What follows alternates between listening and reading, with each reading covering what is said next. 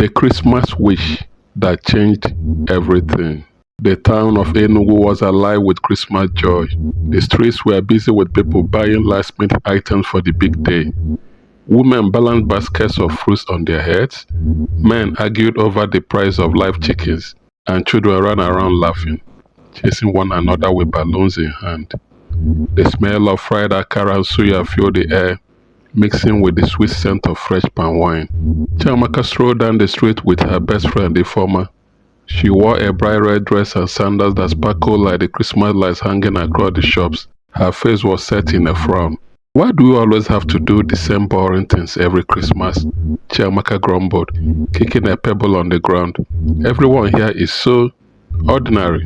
Ifeoma gave her a puzzled look. What do you mean? Look at how happy everyone is. She pointed at the group of carolers singing by the roadside. Their voices were warm and cheerful, and passersby stopped to listen. Chiamaka rolled her eyes. I want something different, Ifeoma, something special, like those fancy Christmas parties I see on Instagram. Big gifts, fancy clothes, and fake smiles, Ifeoma interrupted, shaking her head. Chiamaka, Christmas isn't about all that. It's about family, love, and being grateful. Grateful for what? Chiamaka shot back. For this dusty market? For the same jollof rice and chicken we eat every year? Before Ifeoma could answer, an old woman selling akara waved them over.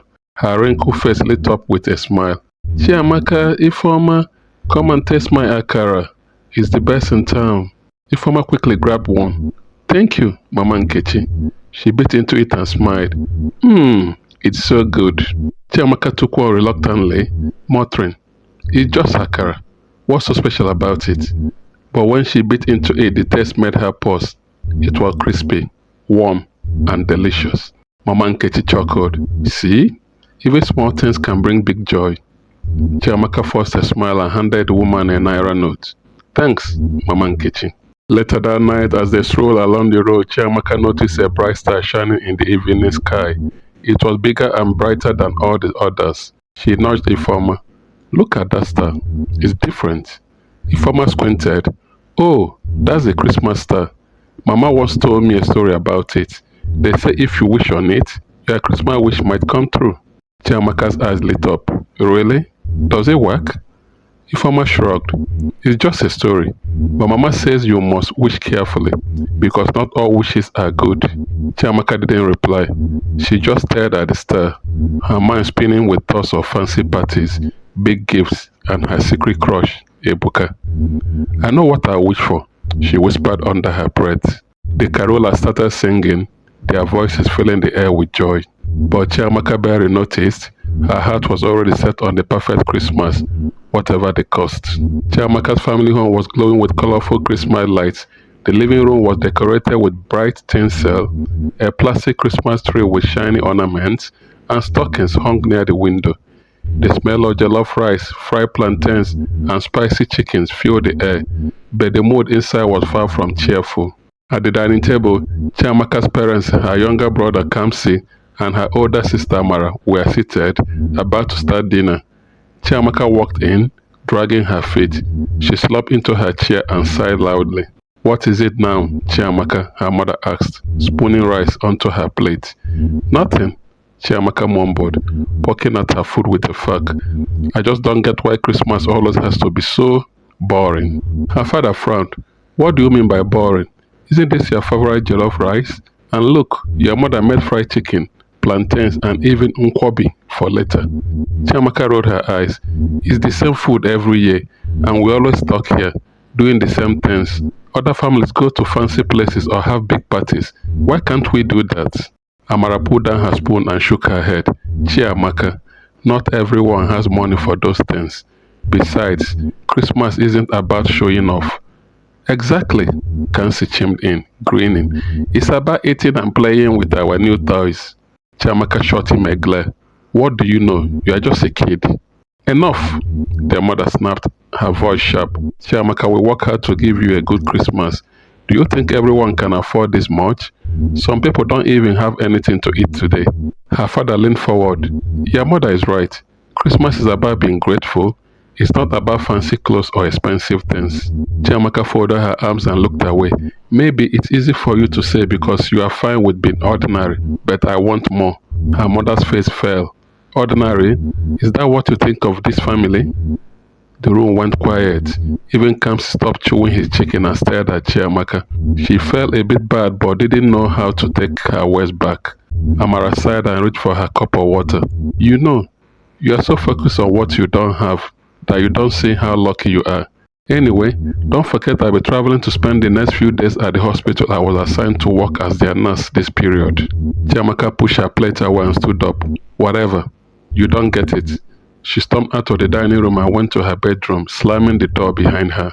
She flopped onto her bed, staring at the ceiling. Why does no one understand me? She whispered. Her eyes caught the glow of the bright Christmas star through her window. She sat up staring at it. They don't get it, but maybe you do, she said softly, as if talking to the star. She clasped her hands together, closed her eyes and made a wish. I wish for a perfect Christmas. I want everything to be how I dream. Fancy gifts, a big party, and Ebuka as my date. Make it happen. As the words left her lips, the star seemed to twinkle brighter for a moment. Chiamaka smiled to herself. Finally, something good will happen. She lay back on her bed, feeling a strange mix of excitement and nerves. Tomorrow will be the best Christmas ever. Or so she thought. The first rays of sunlight streamed through Chiamaka's window, lighting up her room. She sat up in bed and stretched, a smile spreading across her face as she remembered the wish she had made the night before. This is it, she said to herself, hopping out of bed. My perfect Christmas. But as she looked around the room, something felt different. Her usually messy desk was now perfectly arranged, with a shiny brand new laptop sitting on top. A box wrapped in gold paper sat on her bedside table. What's this? She muttered, tearing the box open. Inside was a designer handbag she had been dreaming about for months. Her eyes widened. It worked! The star worked! She grabbed the bag and spun around happily, then ran downstairs to share her excitement. But when she reached the living room, she stopped in her tracks. The house looked perfect, cleaner and more decorated than she had ever seen it. A huge Christmas tree stood in the corner, with dozens of fancy gifts stacked underneath. The table was already set with what looked like an expensive feast. Roasted turkey, pies, cakes, and more. Wow, Chiamaka whispered. But then she noticed her family. Her father sat silently on the couch, staring at his phone. Her mother was in the kitchen, but instead of humming as she usually did, her face looked tired and distant. Kamsi was on the floor playing with a remote control car, but he didn't look up or greet her. Good morning, Chiamaka said brightly, hoping to cheer them up. But her father only grunted, and her mother barely glanced at her. Didn't you see the gifts under the tree? Chiamaka asked, trying again. They're amazing. Her mother finally turned to her but didn't smile. Yes, I saw. You should thank whoever gave them to you. Chiamaka frowned. Are you okay, Mama? I'm fine, her mother replied, but her tone was cold. She went back to stirring a pot on the stove. Chiamaka blinked, confused. What's going on? She whispered. She turned to Kamsi. Hey, what's going on with everyone? Kamsi shrugged without looking up. Nothing. They're just busy, I guess. Feeling uneasy, Chiamaka walked outside. She needed to clear her head. As she stepped into the cool morning air, she heard a familiar voice calling her name. Chiamaka, Merry Christmas! She turned and saw Ebuka walking towards her. Her heart skipped a beat. He was wearing a script white shirt and holding a small gift box. Ebuka, she said, surprised. What are you doing here? I came to see you, of course, he said with a charming smile. You are the most beautiful girl in town. Who else will I spend Christmas with? Chiamaka's cheeks flushed. Really? That's so sweet. He handed her the box and she opened it to find a sparkling necklace. It was exactly her style and she couldn't hide her excitement. Thank you, it's beautiful. You deserve it, Ebuka said, grinning. Now let's go. I planned something special for us. Go where? Chiamaka asked, feeling a little overwhelmed. You will see, he said, winking. But as he turned to walk away, something about his mind made her stomach twist. It didn't feel real. Chiamaka glanced back at the house, where her family still seemed distant and cold. She clutched the necklace and hesitated. Wait, she called after him. Ebuka stopped and looked back. What is it? I need to check on something first, she said, unsure why she suddenly felt uneasy. I'll meet you later. He frowned slightly but shrugged. Alright, but don't take too long. As he walked away, Chiamaka stood there, the necklace in her hand and confusion in her heart. This was supposed to be her perfect Christmas, so why did it feel so wrong? Chiamaka walked back into the house, clutching the necklace Ebuka had given her. The house was still quiet except for the clinking of plates from the kitchen where her mother worked. Her father hadn't moved from his spot on the couch, still staring at his phone. Kamsi's toy buzzed on the floor, but he didn't say a word to her. She sat down beside her father. Papa, did you see the tree? It's so beautiful, and there are so many gifts. Her father didn't look up. He muttered, scrolling on his phone. Chiamaka frowned. Papa, is something wrong? No, he said, but his voice sounded flat and tired. Chiamaka got up and went into the kitchen. Her mother was stirring a pot of stew on the stove. The smell was delicious, but there was no warmth in her mother's face, no usual smile. Mama, Chiamaka said softly, are you okay? Her mother sighed, not looking at her. Everything is fine, Chiamaka. But you don't seem happy, Chiamaka pressed. It's Christmas, Mama. Her mother turned to her, her eyes dull. Christmas doesn't feel the same anymore, Chiamaka. Chiamaka's heart sank. Why? What happened? Her mother didn't answer. She just shook her head and turned back to the stove. Chiamaka stood there for a moment, unsure what to do. The house felt different, too quiet, too cold. She walked over to Kamsi, who was still playing with his toy car on the floor. Kamsi, she said, sitting beside him, why is everyone acting so strange? Kamsi shrugged without looking at her. I don't know. They've been like this all morning. Don't you think it's weird? She asked. Kamsi shrugged again. I don't care. I got my car. That's all I wanted. Chiamaka stared at her little brother. He didn't even seem to notice how unhappy their parents were. She felt a pang of guilt in her chest. This isn't right, she murmured to herself. Her phone buzzed in her pocket. She pulled it out and saw a message from Ifeoma. Merry Christmas, come over later. Chiamaka quickly typed back. Not sure, something weird is going on here. Ifeoma's reply came almost instantly. Weird? Like what? Chiamaka hesitated, then typed, everyone is acting different. I don't know how to explain. Ifeoma didn't reply right away. Chiamaka put her phone down and sat quietly for a moment. She looked around the living room, at her father on the couch, her mother in the kitchen, and Kamsi playing with his toy car. The house was full of expensive decorations and gifts, but it felt empty. Her mind went back to the stars she had watched on night before. Could he have done this? She took a deep breath and whispered, I think I made a mistake. Later that afternoon, Chiamaka sat in her room staring at her reflection in the mirror.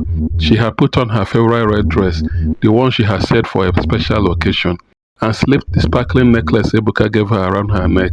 She should have felt excited, but instead, she felt a strange emptiness.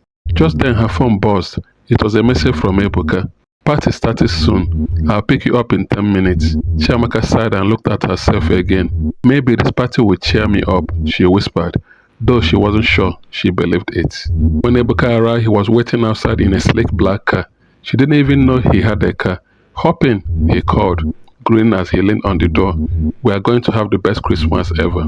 Chiamaka got in and they drove to the party. A grand event in a massive house filled with music, lights, and people wearing flashy clothes. The decorations were stunning, with golden ribbons and sparkling chandeliers. It was everything Chiamaka had imagined, fancy, luxurious, and exciting. But as she walked through the crowd, something felt off again. The people didn't seem to notice her or even each other. They laughed loudly, but their eyes didn't look happy. Ebuka stayed by her side, but instead of talking to her, he kept looking around the room, as if searching for someone more interesting. Isn't this amazing? He finally said, handing her a drink. Chiamaka nodded weakly. Yeah, it's nice. Ebuka raised an eyebrow. Nice, come on, Chiamaka. This is the party of the year. You should be having fun. I guess, she said, trying to force a smile. I thought it would feel different. Different? How? Ebuka asked, looking puzzled. I don't know, she admitted. I thought it would feel happier. Ebuka shrugged. Happiness is overrated. Look around.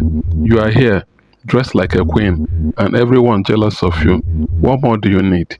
Chiamaka stared at him. His words sounded shallow, like he didn't really care about her at all. She felt a pang of regret. Was this the perfect Christmas she had wished for? Suddenly her phone buzzed in her bag. It was a message from her mother. "Where are you? Dinner is ready." Chiamaka hesitated. For some reason, she felt a strong urge to go back home, even though the house had been so cold and strange earlier. "Ebuka, I think I need to leave," she said quietly. He frowned. "What? Why? The party's just getting started." I have to go," she said, standing up. "Thanks for inviting me, but this isn't what I thought it would be." Ebuka scoffed.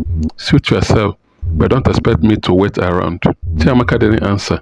She hurried out of the house, the sound of music fading behind her. As she walked home, the cold night air stung her cheeks, but she didn't care. Her heart felt heavier with every step. She had wished for a perfect Christmas, but now everything felt wrong. When she finally reached her house, she stood outside for a moment, looking at the glowing Christmas lights. Taking a deep breath, she whispered to herself, "I need to fix this." Then she opened the door and stepped inside. Next day, Chiamaka sat in the living room staring at the sparkling Christmas tree. The lights blinked cheerfully, but they didn't make her feel better. She could hear her parents talking softly in the kitchen, their voices low and serious.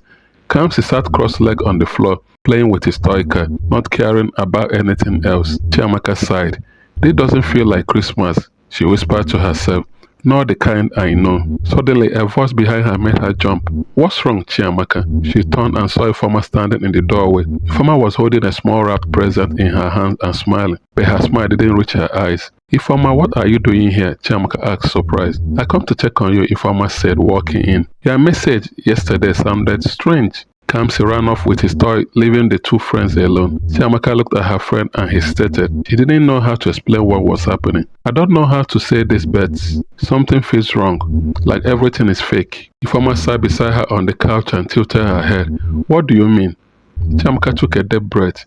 "Last night, I made a wish on a star. I wished for a perfect Christmas, luxury gifts, the biggest tree, and Ebuka as my date.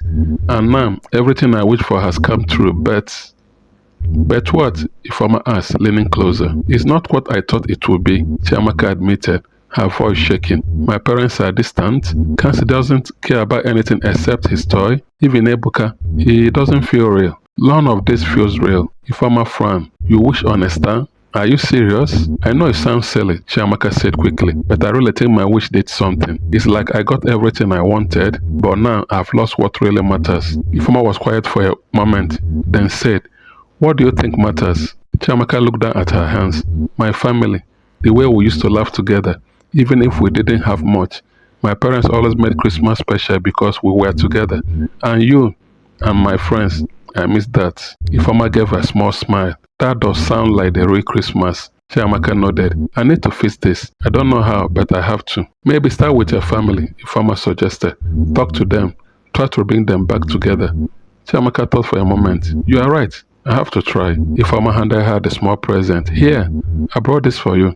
It's not much, but I hope it helps." Chiamaka unwrapped the gift carefully. Inside was a simple bracelet made of colorful beads. Each bead had a letter on it spelling out hope. "Hope," Chiamaka whispered, running her fingers over the beads. She looked up at Ifeoma, tears in her eyes. "Thank you." Ifeoma smiled. "You are welcome. Now go and make things right." Chiamaka held her friend tightly, feeling a little stronger. As Ifeoma left, Chiamaka stood up, determined to talk to her parents. Whatever had gone wrong, she was going to fix it, even if it wasn't easy. Chiamaka walked slowly into the dining room, where the table was set with steaming dishes of jollof rice, fried chicken, and salads. It all looked delicious, but the air in the room felt heavy, like no one really wanted to eat. Her father sat at one end of the table, still on his phone. Her mother was placing a bowl of soup down, her face tired and distant. Kamsi was already in his chair, quietly munching on a piece of chicken and pushing rice around his plate with his fork. Chiamaka hesitated before sitting down. She cleared her throat. "Oh, dinner looks good, Mama. Thank you," her mother said softly without looking up. Chiamaka frowned and looked at her father. "Papa, are you going to put your phone away and eat with us?" Her father glanced at her, surprised.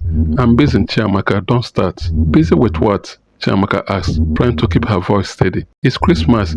Can't we at least eat together like we used to?" Her father sighed and placed his phone face down on the table. "Fine, let's eat." Chiamaka felt a small flicker of hope, but noticed her mother still wasn't smiling. She looked at her mother carefully. Mama, is everything okay? You've been quiet all day. Her mother folded her hands in her lap. I'm fine, Chiamaka, she said, but her tone didn't sound fine at all. No, you are not, Chiamaka said, her voice trembling a little. You are not happy. Papa not happy. Even Kamsi doesn't care about anything except his toy car. What's going on? Kamsi looked up from his plate, frowning. What? I like my car. Why are you talking about me? Kamsi, I'm not saying it's bad, Chiamaka said gently. I just miss how we used to be. We laughed, we told stories. Now it feels like we're all strangers. Her father leaned back in his chair, crossing his arms. Chiamaka, what are you trying to say? I think something is wrong with us, Chiamaka said, her voice breaking. We have all these fancy gifts and food, but we are not happy. Isn't Christmas supposed to be about more than this? Her mother's eyes softened just a little. You are right, Chiamaka. It used to be about more than gifts and decoration, but things change. Why do they have to change? Chiamaka asked. We used to be happy with small things. Now we have everything, but it doesn't feel the same. Don't you miss that? There was a big silence. Her father looked away, and her mother stared at the table. Even Kamsi stopped playing with his food and looked at his sister thoughtfully. Finally, her mother spoke, her voice quiet. I don't miss it, Chiamaka. I miss the way we used to laugh and sing while decorating the tree. But I guess I got caught up trying to give you and Kamsi the kind of Christmas I never had. Her father nodded slowly, and I thought if we had more, we'd all be happier. But you are right, something's missing. Chiamaka felt a lump in her throat. Maybe we don't need all this to be happy. Maybe we just need each other. Her parents exchanged a glance and her mother smiled faintly. You might be right, my dear. Kamsi looked at them all and shrugged. So, no one wants to play with my car? Chiamaka giggled despite herself. Not now, Kamsi, but maybe later. For the first time that day, her father chuckled, her mother smiled, a rare smile, and Eve Kamsi laughed a little. It wasn't perfect, but it was a start. Chiamaka felt a warm glow inside her. He didn't know if this would fix everything, but at least they were talking again. It gave her hope. The sun was beginning to set when Chiamaka decided to visit Amaka, her cousin. Something in her heart told her that Amaka needed her. She grabbed her jacket, waved goodbye to her family, and walked quickly through the quiet streets. The air was cool, and the sound of distant carollers floated in the air, but Chiamaka hardly noticed. Amaka's house wasn't far, but it looked different today. The small house seemed dimmer than usual, and there were no decorations outside, not even the little Christmas star Amaka's family used to hang by the door. Chiamaka knocked softly. For a moment there was no sound. Then the door creaked open, and Amaka's face appeared. Chiamaka? Amaka looked surprised. What are you doing here? I wanted to see you, Chiamaka said with a small smile. Can I come in? Amaka hesitated, then opened the door wider. Sure, but it's not much. Chiamaka stepped inside and looked around. The living room was small and neat, but there was no Christmas tree or light.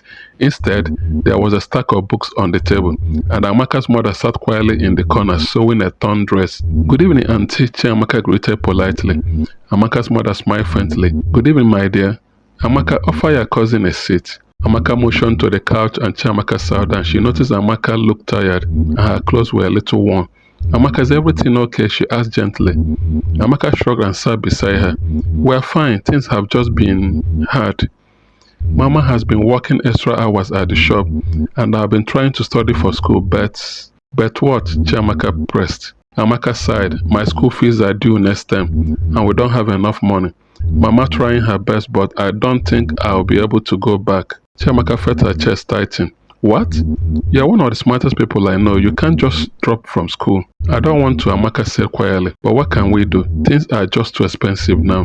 Chiamaka didn't know what to say. She looked at Amaka's mother, who was pretending not to listen, though her hands had stopped sewing. The room felt heavy with sadness. Amaka forced a small smile. It's okay though. We manage. At least we're together, right?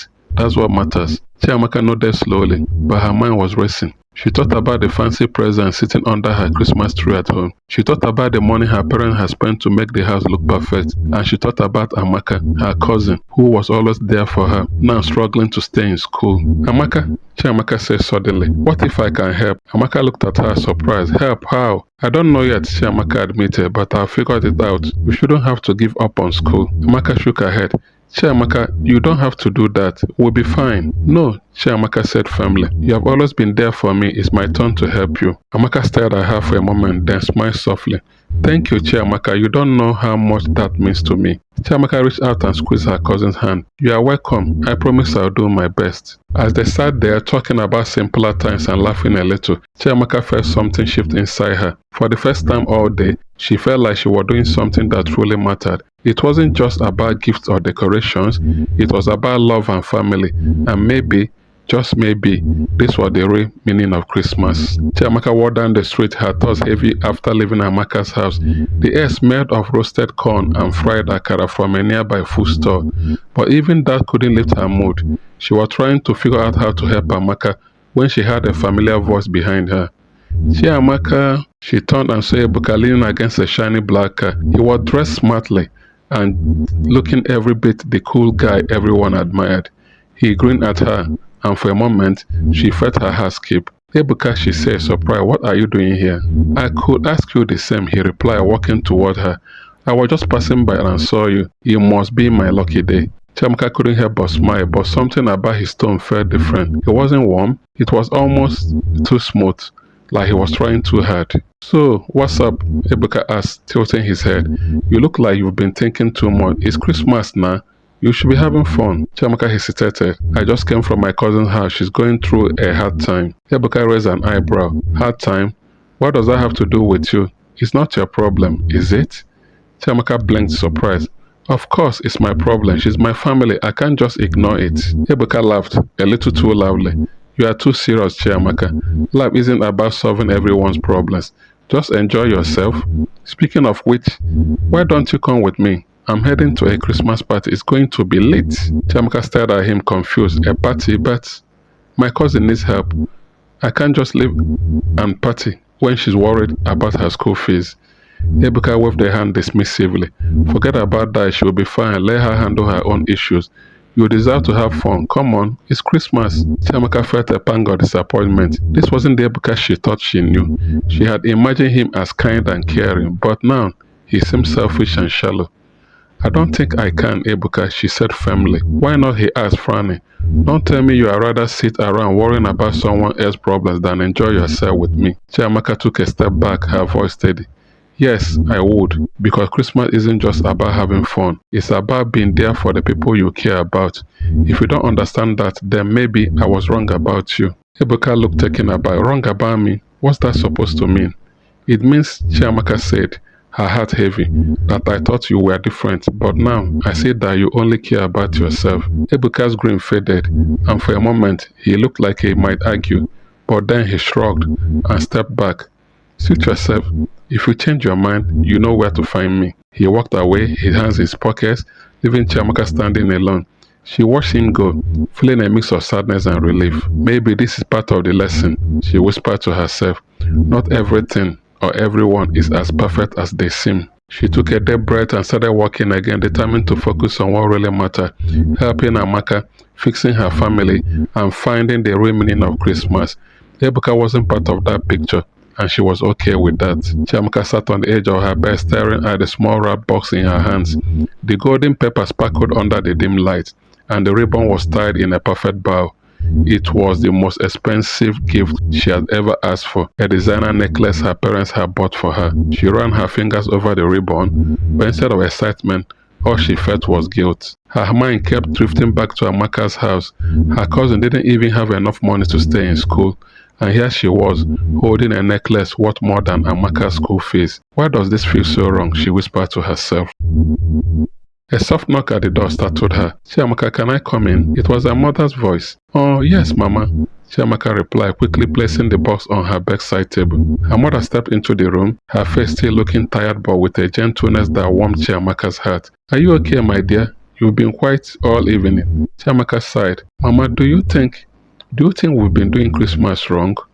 Her mother raised an eyebrow. What do you mean? I mean, Chiamaka said slowly, we spend so much on gifts, food, and decoration, but there are people we know who don't even have the basics, like Amaka. She might not go back to school because they can't afford it. Her mother's expression softened. Oh, Chiamaka, I know it's hard to see others struggling, but what can we do? Life is not easy for everyone. Chiamaka looked down at her hands. I think we can do something, Mama. I think I can do something. Her mother tilted her head. What are you thinking? Chiamaka reached for the golden box and placed it in her mother's lap. This necklace is beautiful, but it's not what I need. Amaka needs help more than I need this. Her mother's eye widened. Chiamaka, are you saying you want to give this up for Amaka? Chiamaka nodded. Yes, Mama. It feels like the right thing to do. What's the point of having all these things if we can't help the people we care about? For a moment, her mother didn't say anything. Then she reached out and held Chiamaka tightly. I'm so proud of you, my dear, her mother said, her voice thick with emotion. You are learning what Christmas is really about. Chiamaka felt tears sting her eyes. It's about family, right? And giving, not just taking. Her mother smiled and wiped a tear from her cheek. Exactly. Let's talk to your father about this. I'm sure he will agree to help too. Chiamaka nodded, feeling a strange mix of sadness and happiness. She was giving up something she had wanted so badly, but it felt good, better than she ever imagined. As her mother stood and walked to the door, Chiamaka picked up the golden box one last time. She ran her fingers over the ribbon again and whispered, "This is going to mean so much more to Amaka." And for the first time that day, she felt the true spirit of Christmas in her heart. The living room was warm and cozy, with the smell of jollof rice coming from the kitchen. Chiamaka's father sat in his favorite chair, flipping through the pages of a newspaper. Her mother was on a car sitting beside her father. Chiamaka stood in the middle of the room, holding the small golden box tightly in her hands. Her heart was beating fast, but she knew she had to say what she was on her mind to her father. "Papa," she began, her voice a little shaky. Her father lowered his newspaper and looked at her over his glasses. "Yes, my dear." "What is it, Chiamaka?" her mother asked. Chiamaka took a deep breath. I want to talk about Amaka." Her parents exchanged a glance. Her father folded the newspaper and set it aside. "Go on," he said. "I want to see her today," Chiamaka said. "She's struggling. They can't afford her school fees, and she might not go back to school next term." Her mother sighed. "We know, Chiamaka. You and I discussed this earlier and have talked to your father about it. It's a tough time for them, but we have already done a lot this year. Things aren't easy for everyone." Chiamaka nodded. "I know, Mama. That's why I want to help." She held up the golden box. "I want to give this back. We can use the money for Amaka's school fees instead." Her father leaned forward, frowning slightly. "You want to return your Christmas gift? Are you sure, Chiamaka?" "Yes, Papa," she said firmly. "I've been thinking about it a lot. Amaka needs this more than I do. Christmas isn't just about getting gifts, it's about giving too, right?" Her mother's eyes softened. "Oh, Chiamaka, that's such a selfless thing to do. We thought you would change your mind about that after discussing it with me earlier." Her father nodded slowly, a small smile forming on his face. "You are growing up, my dear. I'm proud of you. But are you sure this is what you want? You've been asking for that necklace for months." Chiamaka hesitated, then looked at the box in her hands. It was beautiful, but it didn't feel as important anymore. "I'm sure, Papa. Amaka's future is more important than a necklace." Her mother got up from the couch and came over to hug her. "You've made us proud, Chiamaka. This is what Christmas is all about, thinking of others and showing love." Her father stood too, putting a hand on her shoulder. "We will take care of this tomorrow. I'll talk to the jeweler about returning the necklace, and we'll send the money to Amaka's family." Chiamaka felt a wave of relief wash over her. "Thank you, Papa. Thank you, Mama." Her mother smiled and kissed her forehead. "No, thank you, my dear, for reminding us what truly matters." As Chiamaka sat with her parents, she felt a warmth in her heart that was better than any Christmas gift. She knew she was doing the right thing, and for the first time in a long while, everything felt just right. The next morning, the sun was shining brightly, and the smell of harmattan dust hung in the air. Chiamaka stood outside Amaka's house with her parents. Her father held a small brown envelope, and her mother carried a tray of steaming rice and chicken wrapped in foil. Chiamaka knocked on the wooden door, her heart racing. She wasn't sure how Amaka and her family would react, but she knew this was the right thing to do. After a moment, the door creaked open, and Amaka's mother appeared, her face lit up with surprise. "Chiamaka, good morning. What a nice surprise." "Good morning, Auntie," Chiamaka said with a polite bow. "We came to see you and Amaka." Amaka's mother stepped aside to let them in. The small sitting room smelled of soap and clean laundry. Amaka was sitting on a stool in the corner, sewing a button onto an old school uniform. When she saw Chiamaka, her face broke into a big smile. "Chiamaka," Amaka exclaimed, standing up quickly. "You came back?" Chiamaka nodded, smiling back. "I told you I would." Her father cleared his throat, holding up the brown envelope. "Good morning, madam," he said to Amaka's mother. "We came to share something with your family this Christmas." Amaka's mother looked surprised. What is this?" Chiamaka's mother stepped forward with a tray of food. "We wanted to bring you something to make your Christmas special." And Chiamaka had something to say. Chiamaka's hands felt sweaty, but she stepped closer to Amaka. I heard about your school fees." She said softly, I know how important school is to you. So I talked to my parents and we decided to help. Amaka's eyes widened. Help? What do you mean? Amaka pointed to the brown envelope her father was holding. We are paying your school fees, Amaka. You are going back to school next term. For a moment, the room was silent. Then Amaka's mother covered her mouth with her hands, her eyes filling with tears. Amaka, oh my God. God bless you and your family. Amaka stood frozen, her lips trembling. You are serious? I can go back to school? Yes, Chiamaka said, her voice firm. You are smart, Amaka. You deserve to be in school. Amaka suddenly burst into tears, throwing her arms around Chiamaka. Thank you. Thank you so much. I don't know what to say. Chiamaka held her back, tears pricking her own eyes. You don't have to say anything. This is what family is for. Her father handed the envelope to Amaka's mother, who was still crying. You this for her fears and anything else she needs, he said. Amaka's mother knelt down, her hands shaking. Thank you, sir. Thank you, madam. I don't know how to repay you. Chiamaka's mother helped her up gently. You don't have to repay us, just take care of Amaka. She's going to do great things. As they sat together, sharing stories and laughter, Chiamaka felt a sense of peace she had never known before. Helping Amaka was the best decision she ever made. And for the first time, Christmas felt truly magical. Later that night, Chiamaka sat by the Christmas tree in her living room. The twinkling lights reflected in the glass ornaments, casting colorful shadows on the walls. The house was quiet now, with her parents upstairs getting ready for bed. Chiamaka glanced at the clock on the wall. It was 11:45 p.m., only 15 minutes until midnight. She clutched a cup of hot chocolate in her hands, the warmth comforting against her fingers. She thought about everything that had happened, giving up her gift, visiting Amaka's family, and seeing the joy on their faces. It all felt so different from the way she had imagined Christmas at the start, but somehow it felt better. Her thoughts were interrupted by a soft voice. Still awake, my dear? Chiamaka turned to see her mother coming down the stairs, wrapped in a warm shawl. Yes, Mama, Chiamaka said. I wanted to think for a bit. Her mother sat beside her on the couch, resting her hand gently on Chiamaka's shoulder. You have done something wonderful today, Chiamaka. I hope you know how proud we are of you. Chiamaka smiled, though she still felt a little unsure. Mama, do you think I did enough? I mean, helping Amaka. It made me happy, but... Her mother tilted her head. But what? Chiamaka hesitated.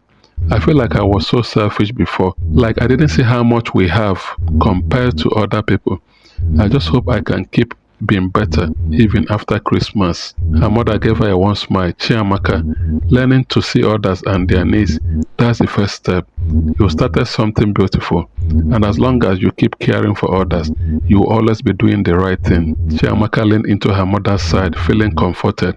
The clock ticked louder in the quiet room, the hands inching closer to midnight. Suddenly, a strange feeling washed over her. It was as if the air had shifted, like a soft breeze blowing through the room, even though all the windows were shut. She sat up straight, looking around. Mama, did you feel that? She asked. Her mother frowned slightly. Feel what, my dear? Before Chiamaka could answer, the clock struck midnight. The sound echoed through the house. Dong! Dong! Dong! And then everything changed. The twinkling lights seemed to glow brighter, the colors swelling together like a kaleidoscope. Chiamaka blinked, and for a moment, the world felt both familiar and strange. She felt a warmth in her chest, spreading out like sunshine on a cold day. When the clock finished chiming, everything went still. The lights on the tree returned to their usual soft glow, and the room was quiet again. Her mother looked at her puzzled. Are you alright, Chiamaka? You look like you've seen something. Chiamaka touched her chest, where her heart was beating fast. I think everything's okay now. She glanced around, feeling an overwhelming sense of peace. The selfishness and emptiness she had felt before were gone. In their place was something new: gratitude, love, and the joy of giving. Her mother smiled. It sounds like you have found the true meaning of Christmas, my dear. Chiamaka nodded, tears shining in her eyes. Yes, Mama, I think I really have. As the night settled in, Chiamaka knew that her life and her heart had been forever changed. This was a Christmas she would never forget.